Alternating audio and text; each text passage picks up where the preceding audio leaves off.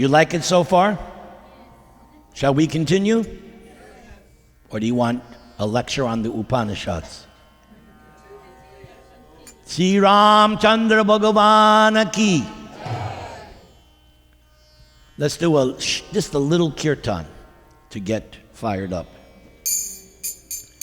Hey Ram, Hey Ram.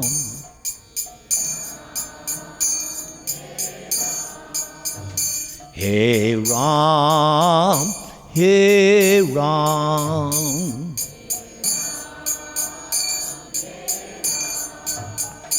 Hey Ram, Hey Ram. Jai Ram, Sri Ram, Jai Jai Ram.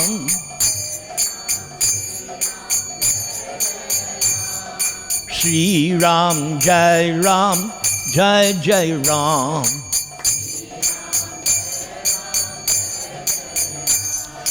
Jai Ram, Sri Ram, Jai Jai Ram. Sri Ram, Jai Ram, Jai Jai Ram. Hey Ram, Hey Ram.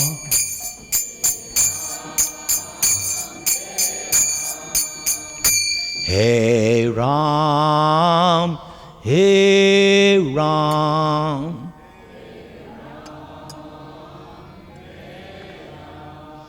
Scene 3. Ram pierces Ravana's heart. All right, let's get into it. On the battlefield, Ram was himself expressing exhaustion from the fight.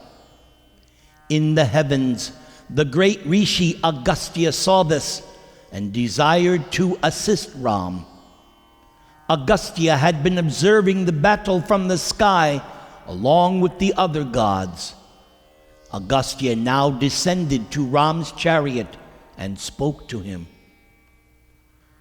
O mighty armed Ram, please listen as I tell you the secret of a highly confidential prayer known as Aditya Hridaya.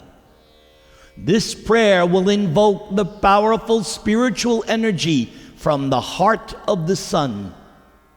This is the very effulgence of the Supreme Lord Vishnu himself. And with this power, you can overcome any obstacle and destroy to its roots all of one's enemies. Philosophy. So, Agastya here is pointing out the power of spiritual energy.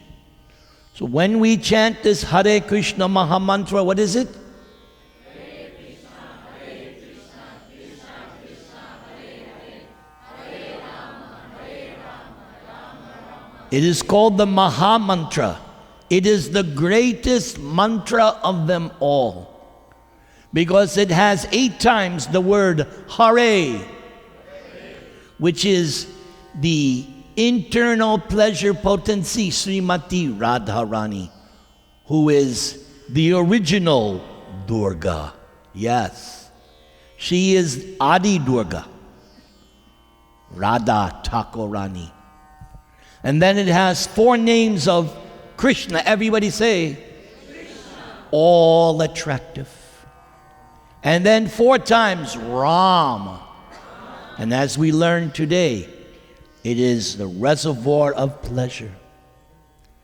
So, I didn't mention it, but now I will. We heard from Lord Shiva that the name Ram is equal to 1,000 names of Vishnu. But in the Mahabharata, there is this statement that if you say the name Ram 3 times, you get the same benefit by uttering once Krishna. Now you get some idea why it's called Maha Mantra, or like what I like to say to some audiences, the mantra on steroids. All right, let's get back to the fight. Agastya instructed Ram how to recite the prayer, which would summon the combined power of all the gods emanating from the bodily rays of Vishnu himself. With that power, Ram would be able to quickly overcome Ravana before nightfall, when the demon's own power would be doubled. So, time is ticking.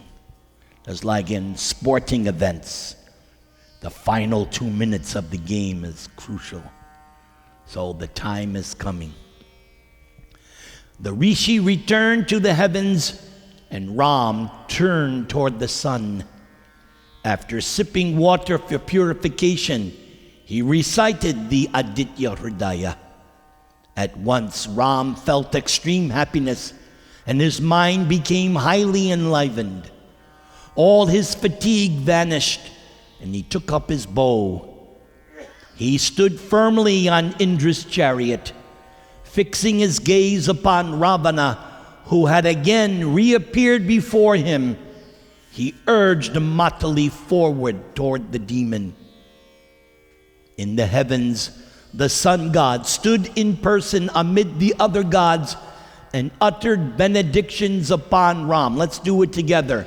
May victory attend you. May victory attend you. May victory attend you. Jai, I'm getting fired up here. Ram saw Ravana's chariot flying towards him, filling all quarters with its thunderous rumbling. The chariot was drawn by huge black horses with the heads of hideous fiends. It shone with a dreadful luster and was adorned all over with brilliant rubies, celestial sapphires, and rows of pennants flying from its sides. Moving rapidly through space, it looked like a cloud containing streams of shining water and issuing forth torrents in the form of arrows. Then Ram said to Matali, "From the way in which he is darting back into the fray, it appears that this Rakshasa is bent upon his own destruction. So close upon him with care. I shall destroy his chariot, even as the wind would blow away a cloud." So do you think Ram is confident? What do you think? Yes. Grasping Indra's bow, Ram tempered his anger with patience as he awaited his opportunity to attack the demon who was maneuvering on the battlefield. Matali skillfully drove the chariot in circles and gradually closed in on Ravana, and the two opponents released streams of arrows, appearing like two proud lions intent on killing each other. Suddenly, many frightful omens appeared. Blood rained down on Ravana's chariot, while violent whirlwinds tossed it about. A flock of vultures circled over the demon. In the distance, Lanka was shrouded in a reddish glow. Great meteors fell from the sky, and the earth shook. The sky became darkened, even while the sun was still shining. Terrible thunderbolts and flashes of lightning fell upon the Rakshasa army. Ravana's horses shed hot tears and emitted sparks from their mouths. Doesn't look good for Ravana. What do you think? It's not looking good. Around Lord Ram were seen many favorable signs portending his imminent victory. The sun illuminated him brilliantly, and a gentle breeze blew behind him. Ram felt his right eye and arm throb, and his mind felt joyful. So that's considered auspicious. As Ram and Ravana met in fearful combat, the two armies stood motionless with their weapons held fast in their hands. Observing the human, Ram, that's not that he is, but in the drama, he's playing the part of a human, and the demon, enraged in a desperate duel, all the warriors along with the gods, Gandharvas, and Rishis watched in wonderment. The two belligerent opponents each exhibited their full prowess on the battlefield as they hurled blazing weapons at each other. Ram fitted a highly sharpened shaft to his bow, irresistible like a thunderbolt, shining with splendor.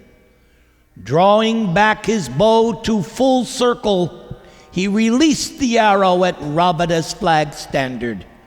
It severed the tall pole, and the demon's ensign fluttered to the ground. Ravana burned with indignation.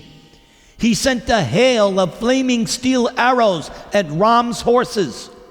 Struck by the arrows, the celestial horses neither flinched nor shook, but continued to draw the great chariot, describing various circles and movements, and baffling Ravana's arrows. The demon fired a tremendous shower of maces, iron clubs, discs, and mallets, as well as mountain peaks, trees, pikes, and double-headed axes. At the same time, Ravana released tremendous volleys of arrows which fell towards Ram's chariot like streaks of golden lightning.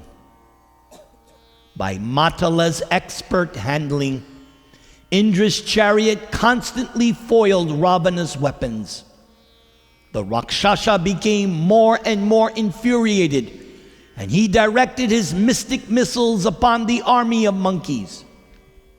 Seeing this, Ram fitted celestial weapons to his bow, which sent innumerable arrows into the sky. Those arrows fell upon Ravana's weapons, smashing them to pieces. No arrow shot by Ram failed to find its mark. The sky was completely filled with Ram's golden-plumed shafts. The missiles of the two fighters met together in hundreds and thousands. They created explosions of fires and billows of smoke across the battlefield. For hours without interruption, Ram and Ravana fought vehemently, exchanging blow for blow. Neither felt weary nor inclined to give an inch to the other. Those observing the fight felt their hair standing on end. No one could take their eyes off the furious fighters as they battled on, each relentlessly seeking victory. Ravana sent 20, then 60, then 100, then 1,000 arrows at Ram, aiming at Ram's vital parts or seeking to kill the chariot driver and his horses. But Ram responded with twice that number, digging shafts into Ravana's horses and chariot driver, while at the same time constantly covering the demon. Even after fighting for half a day, neither seemed to have the upper hand. Ravana then composed himself and once again invoked the Rakshasa Astra, imbuing it with all his mystic potency. Immediately the air was filled with a thick shower of every kind of weapon. The entire globe seemed to shake, and the ocean became agitated. Serpents and devils appeared screaming from the sky, emitting fire from their mouths. The sun lost its brilliance, and the wind ceased to blow. In the heavens, the gods themselves became fearful and cried out, let's do it, "May all be well with the worlds." But with full concentration, Ram again invoked his Gandharva Astra, which caused hundreds of thousands of arrows to appear, countering all of Ravana's weapons. Those awful and demoniac missiles fell to the ground, being burned up and being pierced by Ram's fiery shafts. The battle between Ram and Ravana could only be compared to itself. Such a fight had never been seen at any time, even by the gods. They watched anxiously as Ram came under repeated ferocious attacks from the Lord of the Rakshasas. But Ram remained calm. He took from his quiver a great razor-headed arrow resembling a venomous snake. Within an instant, he fitted and fired the arrow at Ravana. That arrow, imbued with mystic power, divided into 10 and tore off the demon's head. Because he had how many heads? Okay, well look. But then they immediately grew up again. Oh my God, what are we going to do? Ram sent another weapon, which again severed the 10 heads, and again they grew back. Ram struck down 100 heads, but the demon remained standing without slowing his attack for even a moment. And Ram contemplated this wonderful phenomenon. How was this demon to be killed? No